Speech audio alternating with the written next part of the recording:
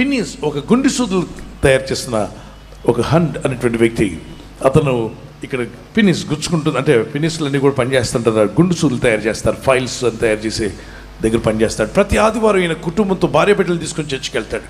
అది అక్కడ ఉన్నటువంటి ఆ కంపెనీ ఓనర్కి నచ్చలేదు. రాయ్, నీకు జీతం ఇస్తే మా కంపెనీలో నేను పెట్టుకున్నందుకు నువ్వు ప్రతి ఆదివారం వెళ్తావా?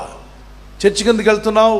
ఆదివారం కూడా వచ్చి పని చేయాలి, ఆదివారం పని చేయాలి, నువ్వు రావాల్సింది. అందరూ వస్తున్నారు, సార్ నా ప్రభు నన్ను రక్షించాడు, ఆదివారం ప్రభు దినం, నేను ప్రభు సన్నిధికి వెళ్ళాలి, నేను నా భార్య బిడ్డలతో. మీరు ఏమన్నా చెప్పండి, ఒకవేళ నా ఉద్యోగ పోస్టు తగ్గించి చిన్న జాబ్ ఇచ్చినా పర్వాలేదు, చేస్తాను, నమ్మకంగా చేస్తాను.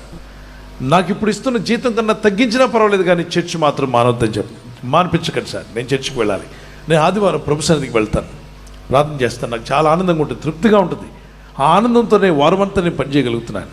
నాకు ఎదురొచ్చే శోధనలు, బాధలు, అనేక ఆకర్షణలన్నింటినీ జయించగలుగుతున్నాను కనుక నాకు ప్రార్థన చాలా ఇష్టం అండి. వీడిని జాబ్లో తీసేయండి అన్నారు.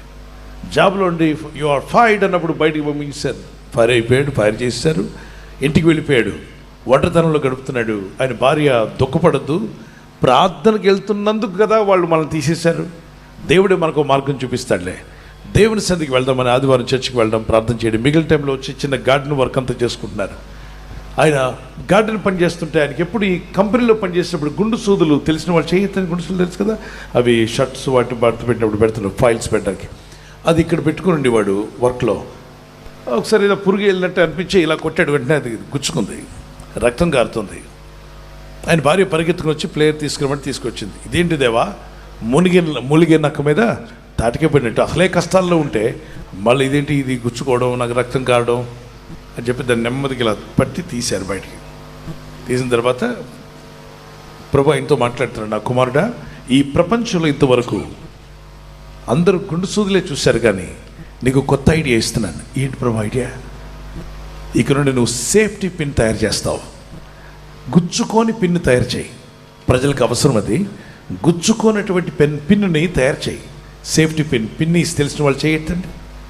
అది కనిపెట్టిన ఆయన మన తాత కాదు, మన మేనమామ కాదు, ఈయన కనిపెట్టాడు.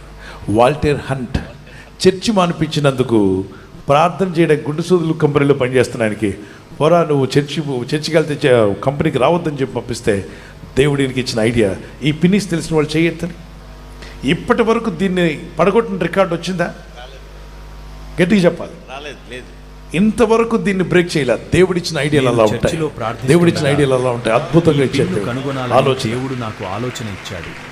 ప్రతి ఒక్కరి దగ్గర, ప్రతి ఇంట్లో ఇవి కనబడతాయి. దీన్ని వాడుతూ ఉంటారు, ఇంకా వాడేవాళ్ళు కూడా ఉన్నారు.